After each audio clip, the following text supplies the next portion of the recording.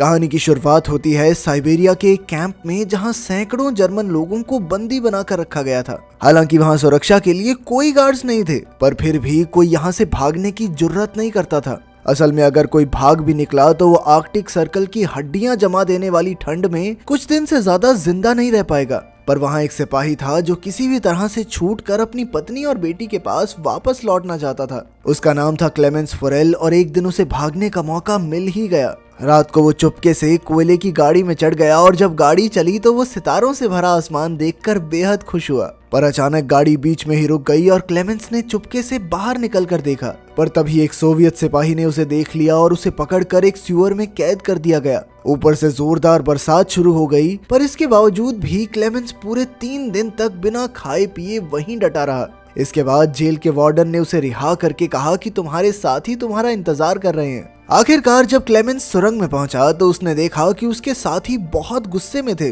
और वो हाथों में हथियार लिए उसका इंतजार कर रहे थे। असल में क्लेमेंस के भागने की वजह से उन सभी को 3 दिन तक भूखा रखा गया था। तभी अचानक उन्होंने क्लेमेंस पर हमला कर दिया और उसे कुत्तों की तरह पीटा। बुरी तरह जख्मी होने की वजह से उसे कैंप के डॉक्टर के पास ले जाया गया। वो डॉक्टर भी यहाँ बंदी था और वो क्लेमेंस की भागने की हिम्मत देखकर काफी प्रभावित हुआ। तब क्लेमेंस ने डॉक्टर से मदद मांगते हुए कहा कि वो एक बार फिर से यहाँ से भागना चाहता है। डॉक्टर ने उसे समझाया कि आर्कटिक सर्कल से भागना नामुमकिन है। आज तक जिसने भी भागने की कोशिश की वो सभी मारे गए। पर डॉक्टर ने उसे एक राज बताया कि जो लोग यहाँ से भागेंगे नहीं वो भी अंत में मारे ही जाएंगे। असल में वहाँ मौजूद सारे कैदी रोज लेड नाम की मेटल की खानों में खुदाई करते हैं और लेड धीरे धीरे हवा से उनके शरीर में जा रही है, जिस वजह से आज नहीं तो कल उन सबका मरना तय है। इसीलिए डॉक्टर ने उसे सलाह दी कि उसे भागकर अपनी किस्मत आजमा ही लेनी चाहिए। फिर डॉक्टर ने अपने सारे गर्म कपड़े और जूते निकाले और क्लेमेंस को बताया कि रेलवे लाइंस पर जगह जगह पर खाना छुपा कर रखा गया है। ऊपर से उसने क्लेमेंस को एक बंदूक भी दी। असल में डॉक्टर ने ये सारी तैयारियां खुद भागने के लिए की थी, मगर 1 महीने पहले उसे पता चला कि उसे कैंसर है और अगर वो भाग भी गया तो 1 महीने से ज्यादा जीने वाला नहीं है। खैर डॉक्टर ने क्लेमेंस को अपना लंच बॉक्स देकर कहा कि अगर तुम सफल हो जाओ तो मेरे परिवार को मेरी मौत की खबर दे देना। इसके बाद क्लेमेंस रात को एक बार फिर से भाग निकला। अगली सुबह वार्डन को खबर मिली कि क्लेमेंस भाग गया है तो वो डॉक्टर से पूछताछ करने आया, मगर तब तक डॉक्टर अपनी जान कुर्बान कर चुका था। उधर क्लेमेंस पूरे जोश के साथ बर्फ और तेज हवा का सामना करते हुए आगे बढ़ रहा था। इधर वार्डन ने क्लेमेंस को ढूंढने के लिए कई फौजियों को ढूंढा, लेकिन कई दिन तक ढूंढने के बाद भी उन्हें क्लेमेंस का कोई सुराग नहीं मिला। सबको लगा कि वो बर्फ में जमकर मर गया होगा, पर वार्डन को यकीन था कि वो जिंदा है, इसलिए उसने तलाश जारी रखने का हुक्म दिया। भागने के 9 दिन बाद क्लेमेंस को अचानक अपने पीछे स्लेज भागता हुआ दिखाई दिया। क्लेमेंस भी तुरंत भागने लगा, पर जल्द ही स्लेज उस तक पहुंच गया और क्लेमेंस को रौंदता हुआ निकल गया। अचानक क्लेमेंस की आंख खुली तो उसने देखा कि वो तो एकदम ठीक ठाक था।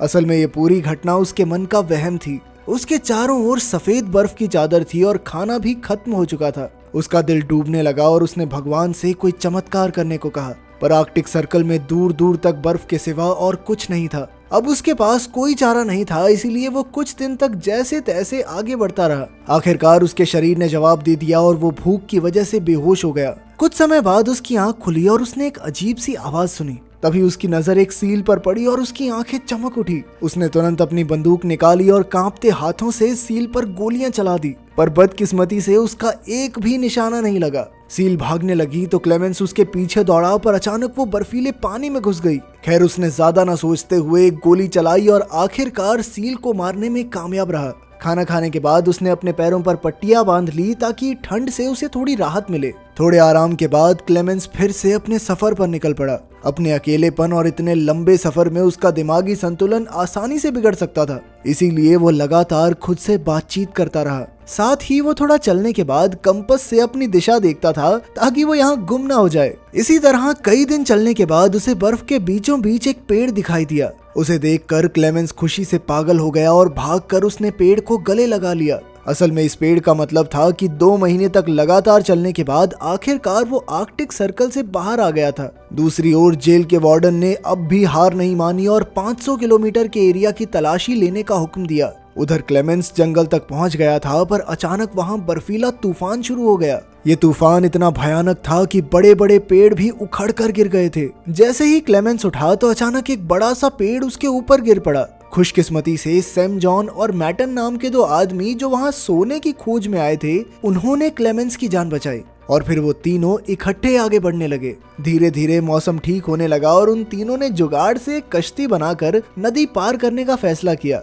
तीनों ने एक दूसरे को अपने जीवन की कहानियां सुनाई, पर कुछ ही देर में नदी का बहाव बहुत ज्यादा तेज हो गया, जिससे क्लेमेंस और मैटन कश्ती को संभाल नहीं पाए। अचानक सैम जॉन का बैलेंस बिगड़ा और वो नदी में गिर पड़ा। सैम जॉन डूबने ही वाला था कि क्लेमेंस ने अपनी जान की परवाह ना करते हुए तुरंत नदी में डुबकी लगा दी। काफी मुश्किलों के बाद वो सैम जॉन को किनारे तक ले ही आया। उधर मैटन उन्हें बीच में ही छोड़कर अकेला ही आगे बढ़ गया। जब वो अपनी झोपड़ी में पहुंचा तो उसने सोचा कि सैम जॉन तो नदी में मर ही गया होगा, इसीलिए उसने सैम जॉन का सोना और बाकी कीमती चीजें चुरा ली। लेकिन फिर कुछ ही पलों में सैम जॉन और क्लेमेंस भी वहां आ पहुंचे। मैटन के धोखे से सैम जॉन को बहुत गुस्सा आया, इसीलिए उसने गोली चलाकर मैटन की जान ले ली। इसके बाद सैम जॉन और क्लेमेंस ने अपना सामान बांधा और एक बार फिर से सफर पर निकल पड़े। खैर, जल्द ही सर्दी का मौसम शुरू हो गया और आगे बढ़ना और भी मुश्किल। तब क्लेमेंस ने सैम जॉन का बैग लेकर उसका बोझ कम करने की कोशिश की, मगर सैम जॉन को लगा कि क्लेमेंस उसका सोना चुराना चाहता है, इसलिए उसने अपने बैग से क्लेमेंस पर हमला कर दिया।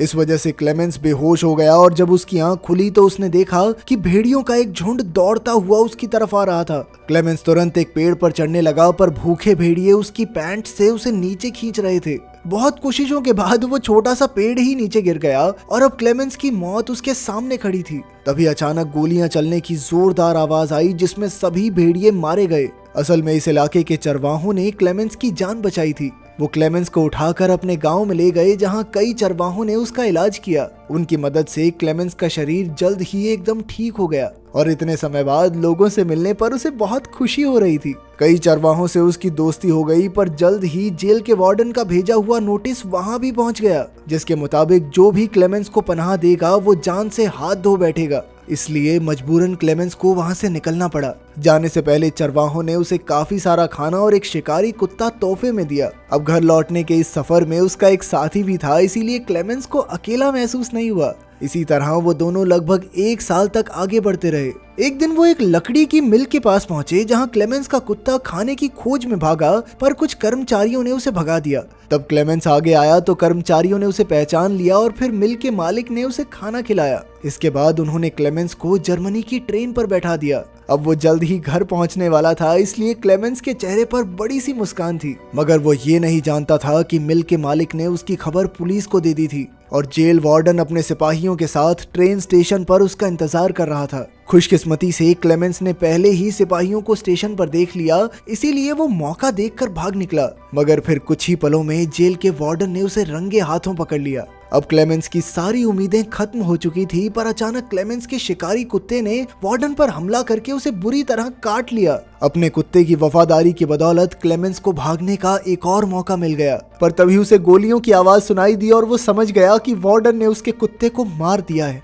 मगर क्लेमेंस उसकी मौत का शोक भी नहीं मना पाया और लगातार भागता रहा। मौका देखकर वो एक पुल पर चढ़ा और नीचे से गुजर रही ट्रेन पर कूद गया। आज एक बार फिर से वो बाल बाल बच निकला था। इसके बाद वो लगातार अपने रास्ते पर आगे बढ़ता रहा। इसी तरह काफी समय बीता और साल 1952 आ गया, जब क्लेमेंस के पास ना तो पैसे की फूटी कौड़ी थी और ना ही खाने को दाना। वो एक मेले में घूम रहा था, जहां उसकी नजर लजीज खाने पर पड़ी, मगर दुकानदार ने उसे धुतकार कर भगा दिया। चलते चलते वो पैनकेक्स के ठेले पर आया, जहां 2 लड़कियों ने उसका स्वागत किया, मगर उसके पास पैसे नहीं थे, इसीलिए वो खुद ही निराश होकर आगे बढ़ गया। मगर एक नेक दिल लड़की को उस पर तरस आ गया और उसने पैनकेक का एक टुकड़ा तोड़कर एक बच्चे के हाथ क्लेमेंस को दिया। पहले तो क्लेमेंस हिचकिचाया, पर फिर उसने पैनकेक लेकर खा ही लिया। खैर, तभी एक यहूदी आदमी ने सब कुछ देख लिया।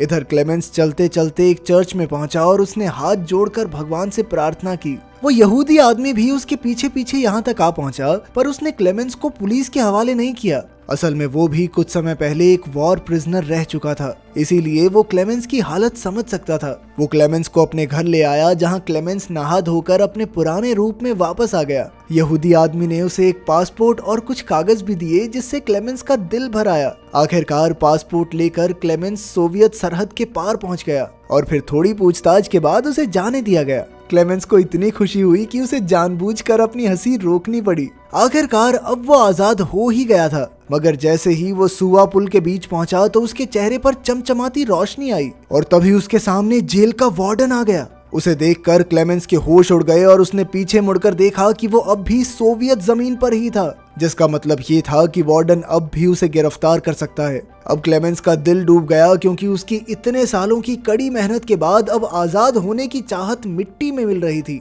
पर अचानक उसने देखा कि वार्डन उसके रास्ते से हट गया। क्लेमेंस को अपनी आंखों पर विश्वास नहीं हुआ, मगर वो धीरे धीरे आगे बढ़ा। असल में क्लेमेंस की जिंदा रहने की चाह और 7 साल का दर्दनाक सफर तय करके यहाँ तक पहुँचने के जज्बे ने वार्डन का दिल जीत लिया था। इसीलिए वार्डन ने क्लेमेंस को जाने दिया, मगर एक फौजी होने के नाते वो जीत गया था, क्योंकि आज अगर वो चाहता तो क्लेमेंस को गिरफ्तार करके उसका खेल खत्म कर सकता था। आखिरकार क्लेमेंस सरहद पार करके अपने घर पहुंच गया, जहां उसकी पत्नी और बेटी चर्च के लिए निकल रहे थे। क्लेमेंस भी उनके पीछे पीछे गया और चर्च में उसकी बेटी ने उसे पहचान लिया और फिर वो दौड़कर अपने पिता से लिपट गई। आपके हिसाब से वार्डन ने सही किया या उसने अपने देश से गद्दारी की? कमेंट्स में जरूर बताना। मिलते हैं अगली वीडियो में।